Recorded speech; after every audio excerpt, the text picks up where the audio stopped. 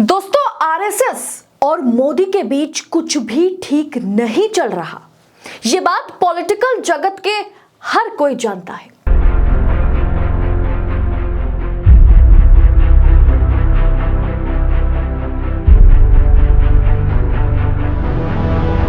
लेकिन आरएसएस और मोदी एक दूसरे को गिराने के लिए इस तरह से एक दूसरे पर कीचड़ उछालेंगे, ये किसी ने नहीं सोचा होगा।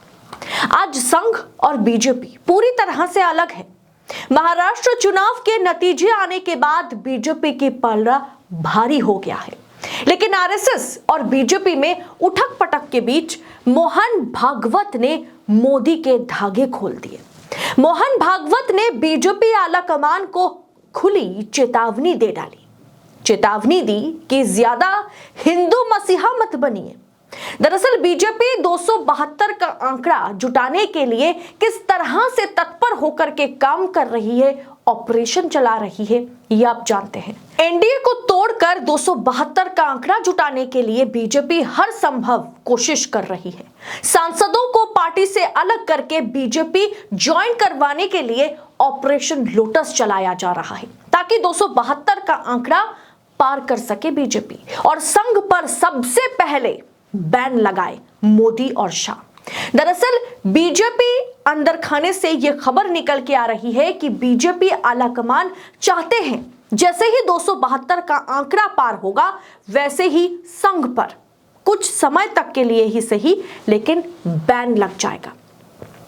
दोस्तों, यह सवाल उठ रहा है कि आखिर बीजेपी और संघ यानी आरएसएस और बीजेपी आलाकमान में ये दूरियां क्यों आई।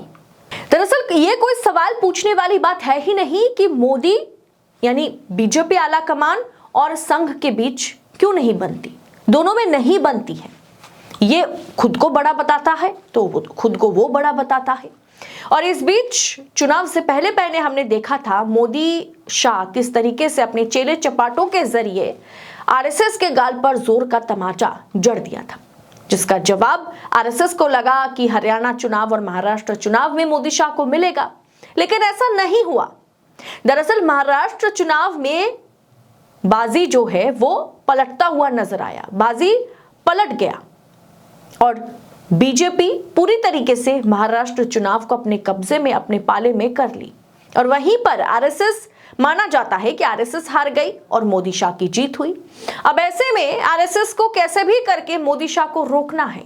ये मोदी वर्सेस एक हु की जो लड़ाई रही, वहां पर नितिन गडकरी, शिवराज सिंह चौहान और बड़े बड़े दिग्गजों को सामने मैदान में उतारने की कोशिश में आरएसएस लगी हुई थी, जिस पर अब महाराष्ट्र चुनावी नतीजे आने के बाद विराम चिन्ह लग गया। वहीं पर मोदी और शाह आरएसएस पर बैन लगाना चाहते हैं, आरएसएस को खत्म करना चाहते हैं, क्योंकि आरएसएस में मोदी शाह की नहीं चलती। संघ में मोदी शाह को कोई नहीं पूछता। नागपुर लॉबी गुजरात लॉबी से नफरत करती है और इसीलिए ऑपरेशन चलाया जाएगा। अगर भारतीय जनता पार्टी मोदी और शाह केंद्र में 272 का आंकड़ा जुटाने में सक्षम हो जाती है तो सबसे पहले आरएसएस पर बैन लगेगा, क्योंकि आरएसएस मोदी और शाह की सामने जो राह है, जो रास्ता है, उसमें कांटा का काम करती हुई नजर आ रही है, जिसे पूरी तरीके से उखाड़ फेंकना आलाकमान चाहते हैं।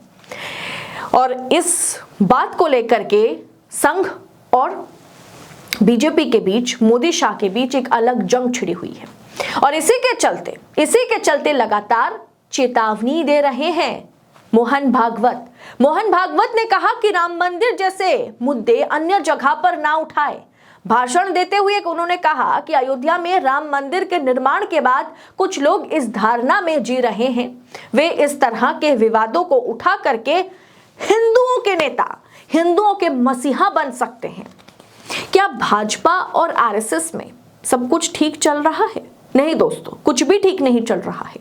मोहन भागवत का बीजेपी और मोदी पर हमला।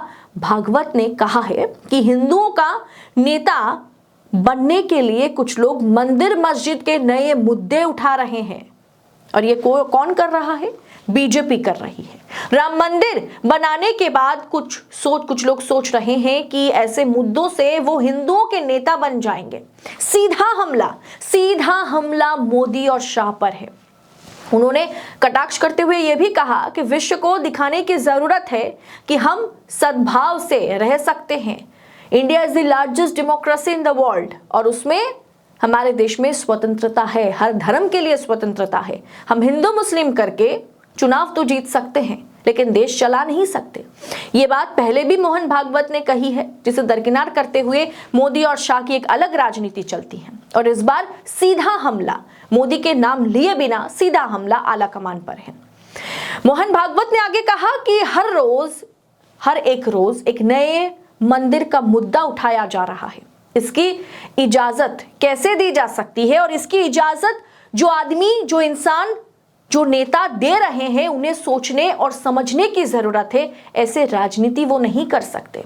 यानी एक तरफ आरएसएस, एक तरफ बीजेपी आला कमान, सीधी टक्कर है। और इसमें जीत किसकी होती है? फिलहाल के लिए मोदी शाह की पल्ला भारी है, इसमें कोई दो राय नहीं है, क्योंकि महाराष्ट्र चुनाव और हरियाणा चुनाव के नतीजे ने, खास करके महाराष्ट्र चुनाव के नतीजे ने इतना तो साफ कर दिया कि नागपुर नहीं, फिलहाल के लिए गुजरात लॉबी ही या गुजरात ही दिल्ली चलाएगा।